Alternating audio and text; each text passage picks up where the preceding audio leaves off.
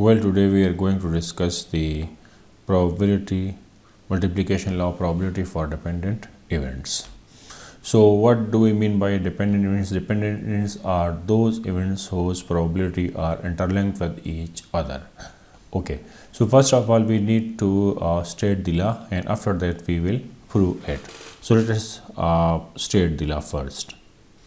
So this is the additional law of probability for dependent events.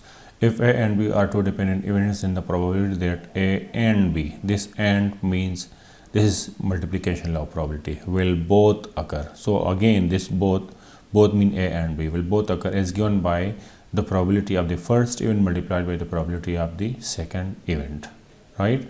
So this is the theorem.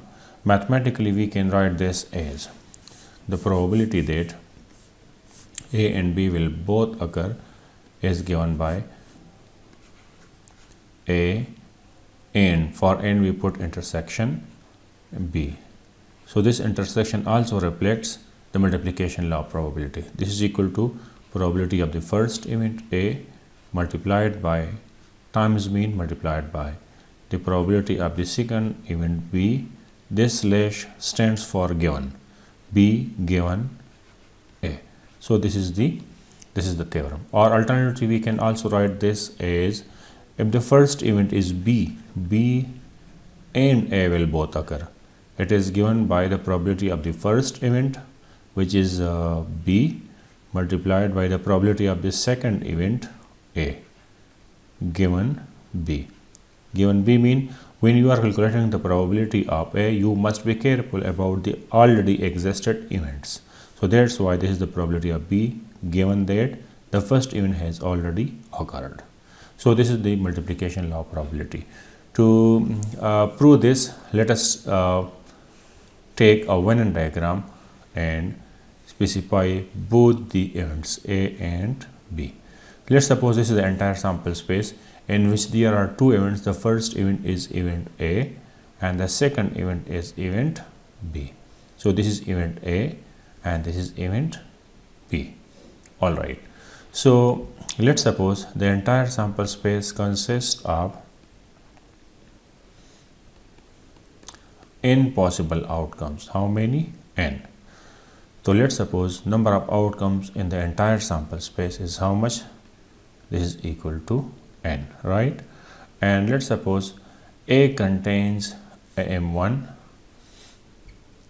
number of outcomes in event A. This is equal to M1, which means that this event A contains M1 sample points, right? And number of outcomes in B, this is equal to M2, right? And let's suppose the common points are M3. This is M3 and this is M2.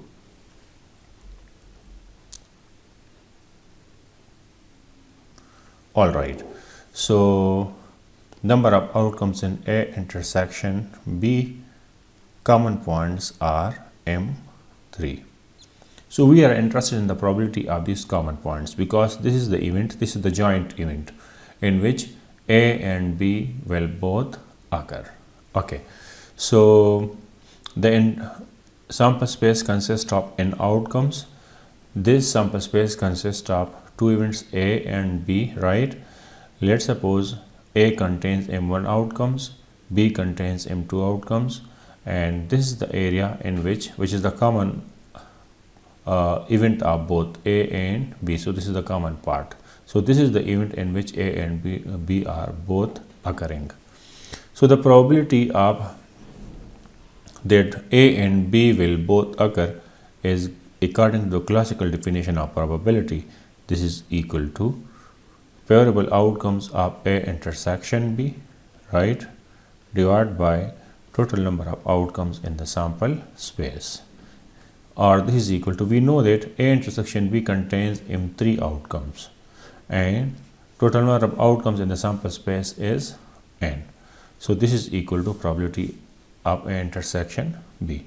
If we further simplify this, we can multiply it by 1. Probability that A intersection B is equal to, if we multiply it by 1, so it doesn't matter, 1 multiplied by M3 divided by n. We can put 1 by, so we can substitute 1 by m1 divided by m1, because this is also equal to 1, m2, m3 divided by n. All right. So we can also rearrange this as m1 as it is, and we can change the place of these two. We can interchange the places of these two, that is n and m1. So we can put m here, and this is m3 divided by m1. It doesn't matter, because 2 into 3 is exactly equal to 3 into 2, right? So that's why if we change the position, it doesn't matter. All right. Or we can also write this in the form of m1 divided by n.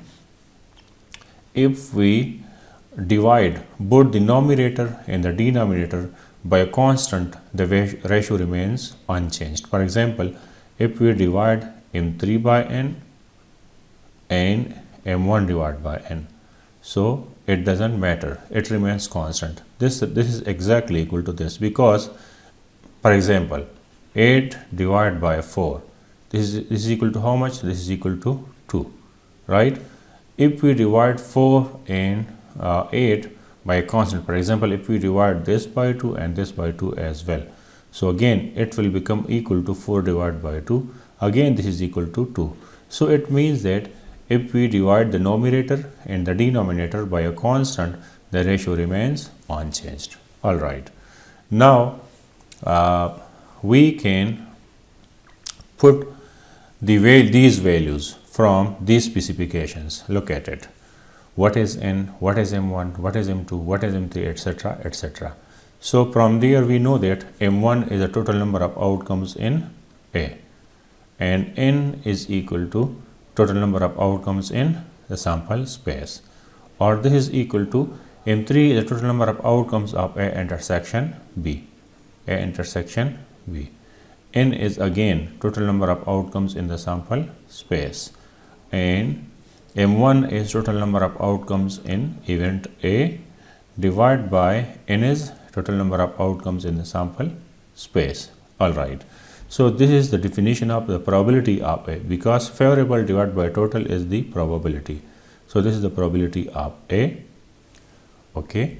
And this is the probability of A intersection B, because favorable of A intersection B divided by total number of outcomes in the sample space. So this is the probability of A intersection B, and divided by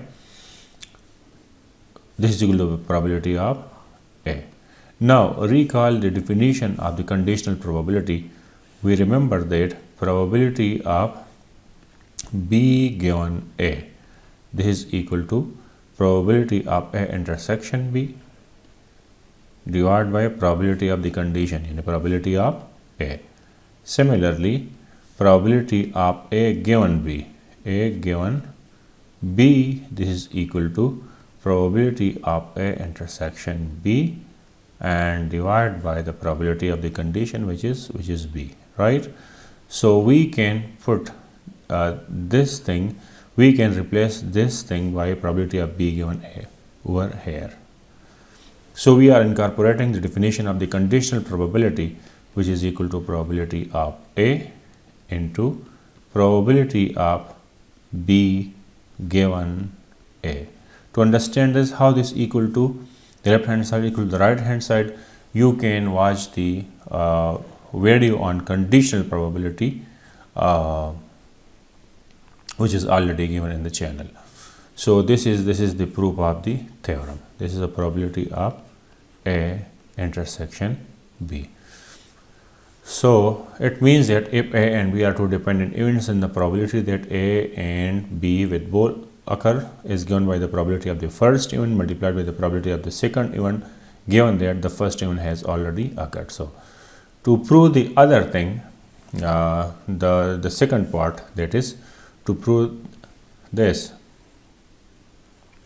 part. So if suppose if this is equation A, you divide and multiply it by m1. For the second part, you can multiply and divide the same equation by m2, and repeating the same process, you will prove the second, which will result into probability that B intersection A, this is equal to probability of B into the probability of A given B. So this is how to prove the multiplication law probability for dependent events. It should, however, be noted that if the events are independent, if the events are independent, then what happens? If A and B are independent events, then what? Independent events. Then the probability of the two events are not linked with each other. So probability of A given B would simply be the probability of A. You should not be careful about B, which has already occurred. Simply we can also write the same thing as probability of B given A. This is equal to the probability of B simply, because given A doesn't matter here. It means that when the probability of A has no link with the probability of B, then this is simply probability of B.